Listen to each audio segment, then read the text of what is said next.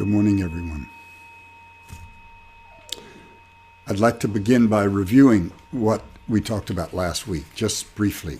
We talked about meditation with a lot of stress on the posture. And I want to review that, and then I want to explain why there's a lot of stress on the posture. So the first thing is to have a secure base, whether you're sitting in a chair or on a pillow. Pillow should lift your butt that far off the floor, 3, 4, 6 inches, so that you can keep a curve in your back. Second thing is to own your body by sitting up straight, by tucking your chin slightly so you pull your ears back over your shoulders so that your spine is straight. We don't sit in this way because we're looking for some state of mind. Sitting in this way is the state of mind. And I showed you a mudra, which I'm going to stand up and show you again, where one hand, I'm left-handed, so I put my right hand inside my left hand. I take the knuckle of this finger and I put it in the corresponding spot in the other hand, and I make a soft, fat, round circle. I should be able to pull a piece of paper through my thumbs. And I call that your attention gauge. I want to clarify something about that because I'm not happy with what I said. What I said last week was that by putting your awareness on your posture and your breath and your mudra, you sequester a certain amount of awareness. And that becomes like a platform from which you can watch your thoughts. I thought about that a little more deeply, and I wasn't happy with it because it's a dualistic way of looking at the mind and the self. Most important thing about sitting meditation is to end dualistic perceptions. So we say in Zen practice, not one, not two. The mind and body are not one, and the mind and body are not two. The mind and body are one and two. It's important because the purpose of my talk today is to talk about the self. The self that wants to get enlightened, the self that feels it's missing things, the self that wants to fix a certain mood, a certain way of being, and keep it permanent. And one of the reasons that not one, not two is so important is because the self is not one, not two. There are two ways of seeing. There's I and there's you, me and you. But we're not separate. When I'm looking as I, that's one way of using my awareness. When I'm looking as you, that's another way of using my awareness. Suzuki Roshi at one point said, when we breathe, our throat is like a revolving door. We inhale and we exhale. There's no I in there. To say I am breathing is extra. To say I am walking is extra. Now, what I didn't like about what I said last week about breaking up awareness into discrete parts,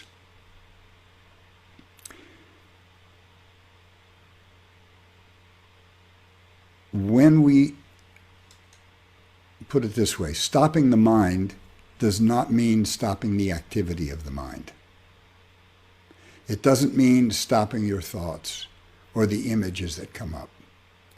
What it means is imbuing your entire body, your mudra, your breath, your posture with mind.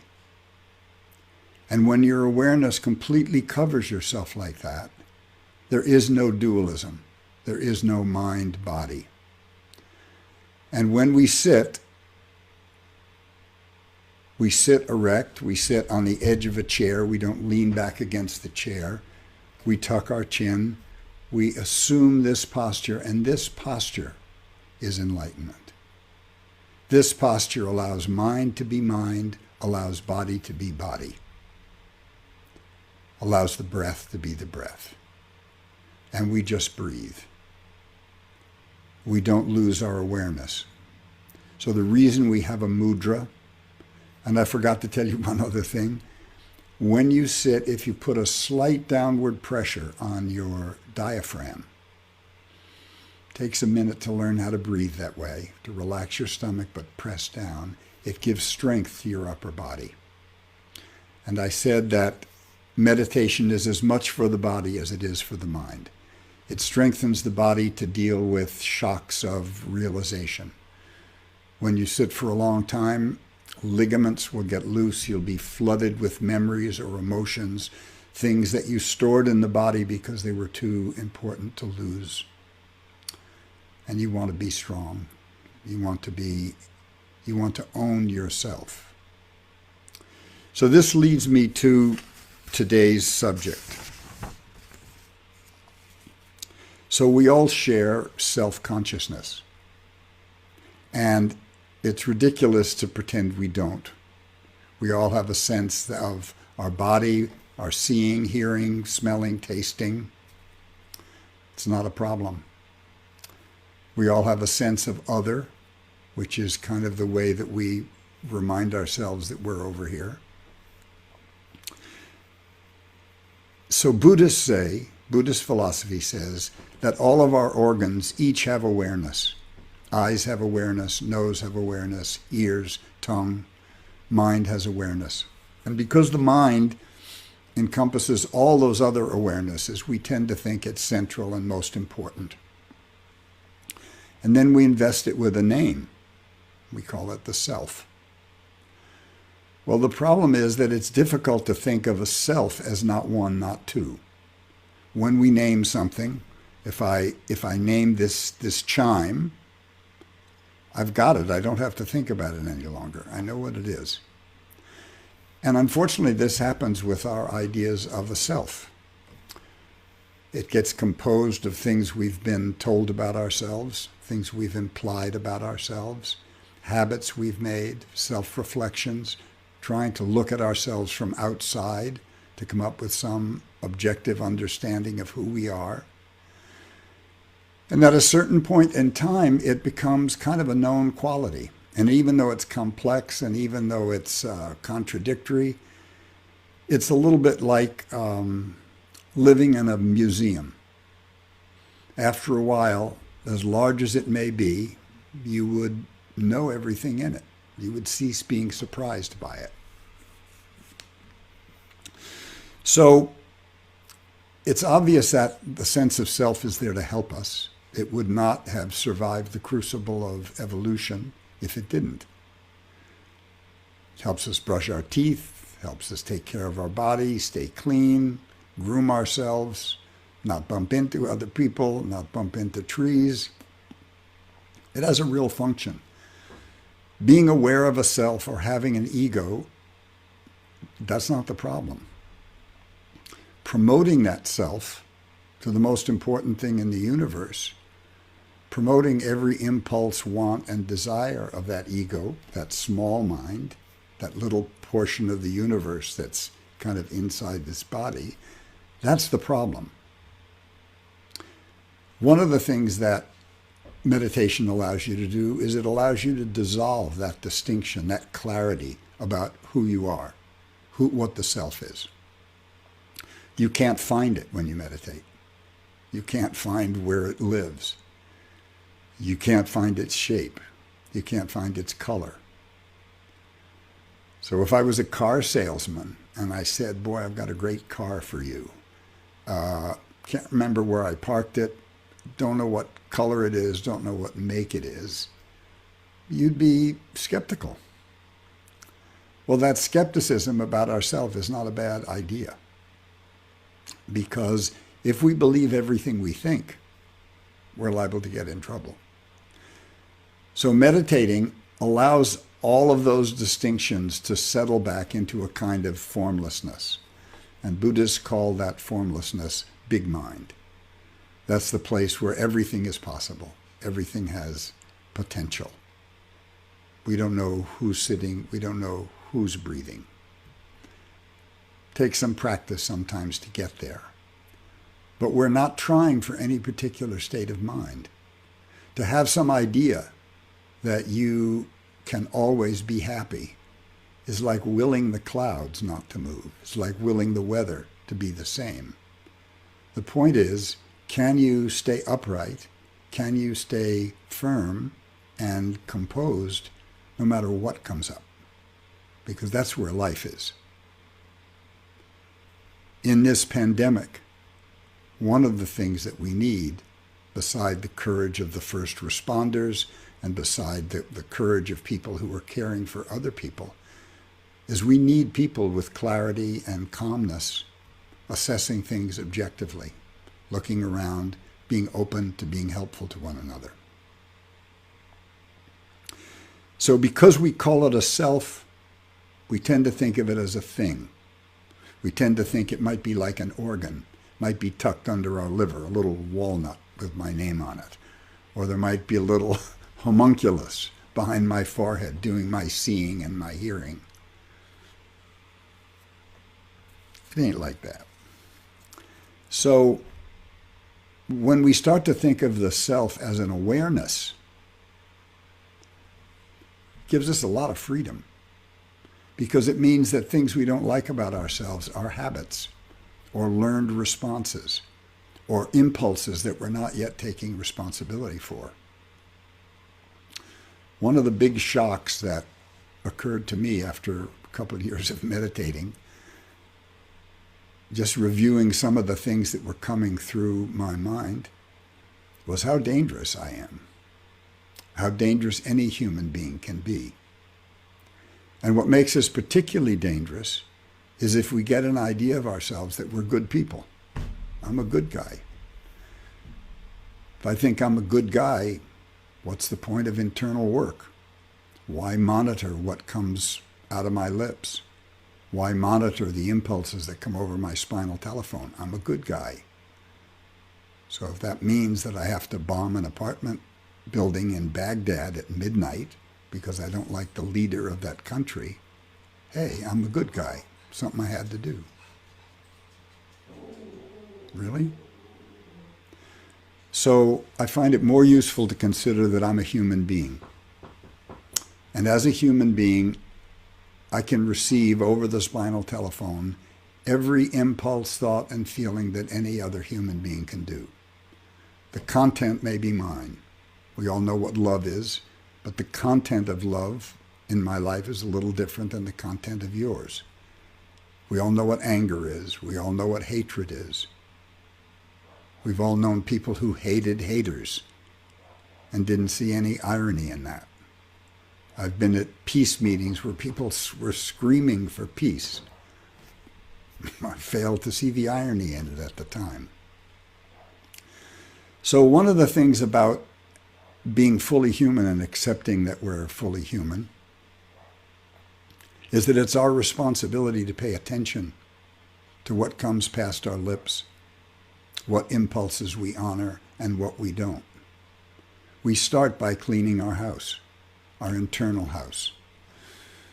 My teacher once told me when I was building an altar for my home, if you can make 1 square foot of your house pristine, you can make your entire house pristine.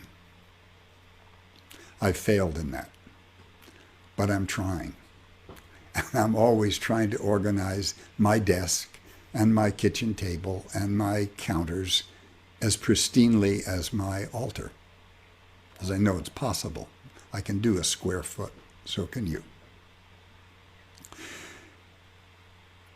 A lot of people want to meditate because there are many things that make them uncomfortable. Uncomfortable feelings, being different, loneliness, feeling estranged.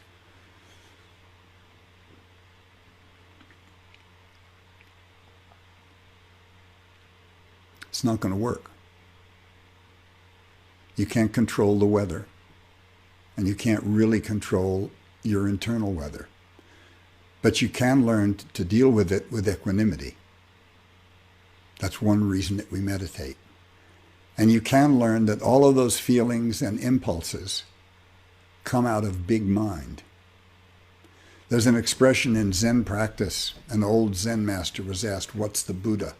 And he said, "A smeared stick," which is what they used in the toilet.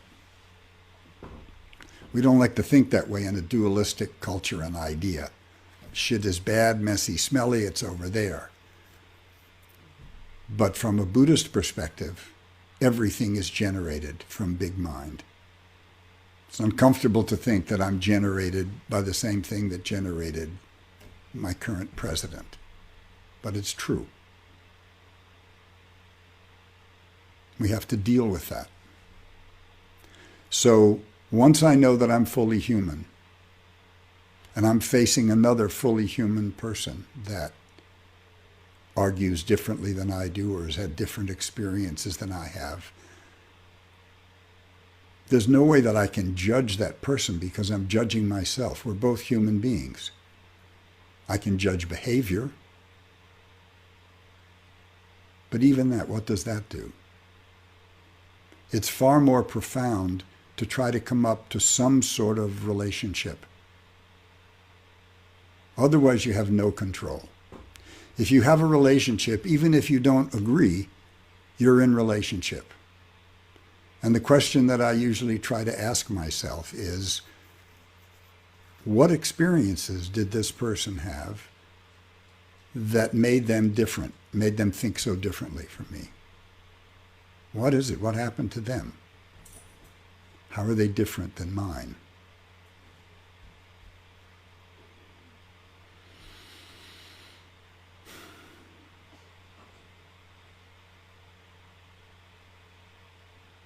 Now, even though self and other is kind of an illusion, it's one half of the formula, not two, not one, we still need to encourage ourselves.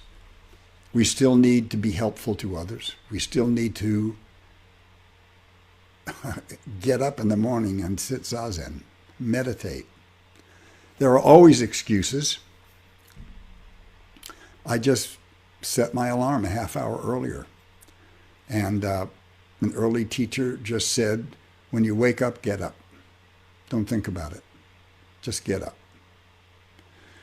And if you take the first 20 or 25 minutes of your day and you dedicate it to yourself and to bathing your entire self in big mind, it's almost like an extra hour's sleep. And you'll find that the rest of the day goes much more smoothly. Looking at my notes, oh yeah. Now, in many cases, practice is going to feel like restriction. It's going to feel like you're, oh God, I got to sit still. I got to cross my legs hurt. Well, having a body is a restriction. Having a life that has a definite ending is a restriction. And what we need effort and encouragement for is to learn how to accept restrictions with equanimity. Because there will always be difficulties in life. They're just not going to disappear. Even enlightenment doesn't free you of the karma. You'll probably have the same problems after enlightenment as you do before, but you'll regard them very differently. And by practicing meditation and by practicing uprightness, you'll find that everything goes more easily. And when you're not disturbed by restrictions anymore, you'll have a taste of what Buddhists mean when they talk about emptiness. I'm going to see who's checked in. Nick Coyote, my son, is watching. Aaron Goldstein is watching. Greg Ochaki, thank you so much. Julie Thompson. So nice to know that people are there. Suzuki Roshi said, finding your way under some restriction is our practice. That's not one, not two. We don't get to put aside the parts of the world that we don't like. We just don't. We can try. We can spend the rest of our lives running away from what we don't like and running toward what we do like. But then we're like leaves blown in the wind. What we want to learn is uprightness. We want to learn dignity. We want to learn clarity. We want to learn to find our way somehow through resistance. Most important. We impose the restriction of sitting on ourselves. We impose the position of our mudra, of tending our breath, and doing that, accepting those restrictions. That's what allows us to grow. That's what allows us freedom. I want to share a poem this morning. Wonderful poem by Václav Havel. Remember, he was the president of Czechoslovakia, elected in the bloodless revolution where they overthrew a dictator, and so many people came out, occupied the streets, and he was the president. He was a playwright. He wrote this poem. It's called, "It is I Who Must Begin." It is I who must begin. Once I begin, once I try, here and now, right where I am, not excusing myself by saying things would be easier elsewhere, without grand speeches and ostentatious gestures, but all the more permanently to live in harmony with the voice of being as I understand it within myself. As soon as I begin that, I suddenly discover, to my surprise, that I am neither the only one, nor the first, nor the most important one to have set out upon that road. Whether all is really lost or not depends entirely on whether or not I am lost. So, it's about 20 minutes. I don't want to strain people's patience, but I'm going to say that little 3-line prayer. I invite you to say it with me in closing. I'll tell you each line before I say it. May all beings be filled with loving kindness. May all beings be filled with loving kindness. May all beings be free from suffering. May all beings be free from suffering. May all beings be happy and at peace. Even my dog Chico. May all beings be happy and at peace.